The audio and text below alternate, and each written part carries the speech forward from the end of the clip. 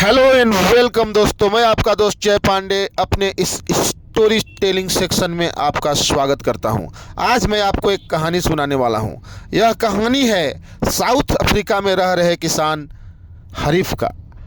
हरीफ एक छोटे से फार्म में अपना खेती करता था और सुबह से शाम तक वो खेत में काम करता था और इस तरह से वो अपना जीवन बहुत खुशहाल बिताया करता था। वह अपने जीवन से बहुत खुश था और बहुत सेटिस्फाइड था। वो सेटिस्फाइड इसलिए था कि वह अपने जीवन से बहुत खुश था और वो खुश इसलिए था कि वह अपने जीवन से बहुत सेटिस्फाइड था।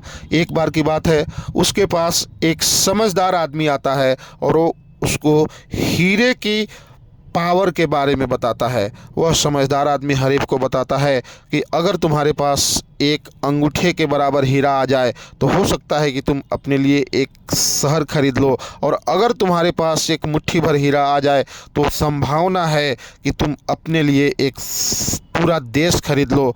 वह रात हरीफ के लिए बहुत भारी रात रहा। वह रात हरीफ पूरे रात सो नहीं पाया। वह सोचता रहा कि मेरे पास कुछ हीरे कहाँ से आते ताकि मैं अपने लिए और बेहतर जीवन बना सकता था।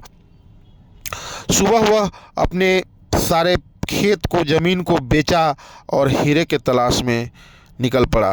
वह पूरा साउथ अफ्रीका में हीरा घूम घूम के खोजा पर उसे कहीं हीरा नहीं मिला।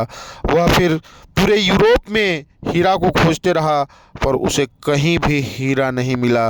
बाय द टाइम वह स्पेन पहुंचा हीरा खोजते खोजते, तब तक वह इमोशनली, मेंटली और फिनंशियली, फिजिकली हर तरह से टूट चुका था और वह वहाँ की नदी बार्सिलोना में कूदकर अपना जान दे दिया। यहाँ पे उसके घर के पास जो उसने ज़मीन को बेचा था, जो जिसने ज़मीन को ख़रीदा था, उस खेत से बह रही एक वाटर स्ट्रीम के पास अपने ऊँट को पानी पिला रहा था।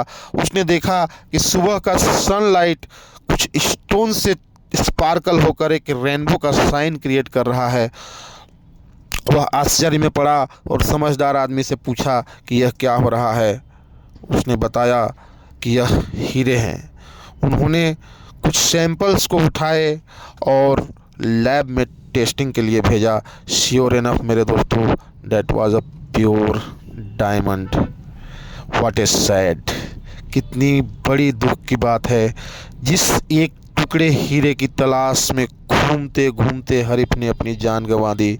उसका पूरा फार्म जो था, पूरा खेत जो था, वो प्योर डायमंड से ढका हुआ था।